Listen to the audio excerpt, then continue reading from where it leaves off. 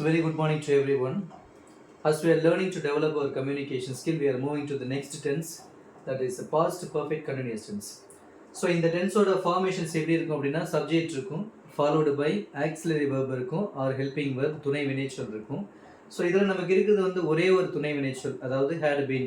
அதனால வந்து we need not worry about whether it is first person singular or second person singular or plural or third person singular or plural. அதனால் நமக்கு கவலைப்பட வேண்டிய அவசியம் இல்லை.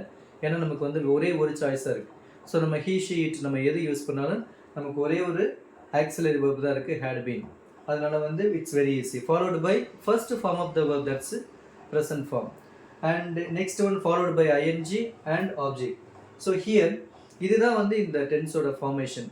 ஸோ இந்த ஃபார்மேஷனுக்கு அடுத்தபடி நமக்கு என்ன முக்கியமாக தெரியணும் அப்படின்னா, we need to know when we are supposed to use this tense.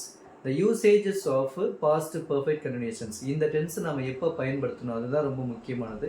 So அதுக்கான ரூல்ஸ் அண்ட் ரெகுலேஷன்ஸ் நம்ம இங்கே பார்த்தோம் அப்படின்னா, past actions already started before another action in the past. அதாவது he had been playing when it started to rain. He had been playing when it started to rain. அதாவது இறந்த காலத்தில் நடந்த ஒரு செயல் ஒரு தொடர்ச்சியாக, அதாவது அவன் விளையாடி கொண்டிருந்த பொழுது மழை வந்து பெய்ய ஆரம்பிச்சிருச்சு.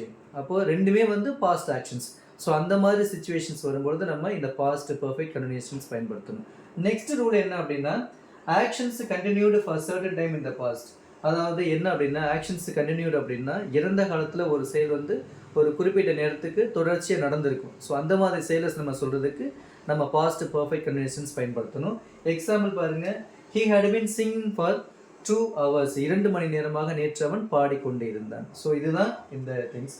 அடுத்து ரூல் நம்பர் 3 என்ன அப்படின்னு பார்த்தீங்கன்னா, actions of cause in the past. அதாவது ஒரு சில காரணங்களுக்காக நம்ம இதை சொல்ல வேண்டியிருக்கும். அது என்ன காரணம் அப்படின்னா, he was tired because he had been singing. நேற்று அவன் வந்து ரொம்ப டயர்டாக இருந்தான், அதாவது வந்து ரொம்ப களைப்பாக இருந்தான். என்ன காரணம் அப்படின்னு பார்த்தோம் அப்படின்னா, 2 மணி நேரமாக தொடர்ந்து அவன் வேலை செய்து கொண்டிருந்தான். அப்போ என்ன காரணம்? அப்போ இப்படி ஒரு விஷயத்தை நம்ம சொல்லும் பொழுது we are supposed to use past perfect continuous tense. So what is the example? He was tired because he had been working. He was tired because he had been working. எதற்காக களைப்பாக இருந்தான் அப்படின்னா, அதற்கு காரணம் வந்து கடினமாக வேலை செய்து கொண்டிருந்தான். ஸோ இதான்.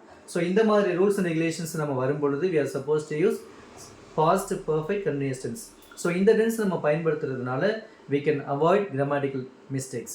So in this way, in forthcoming videos, we will see the other tenses also. Thank you.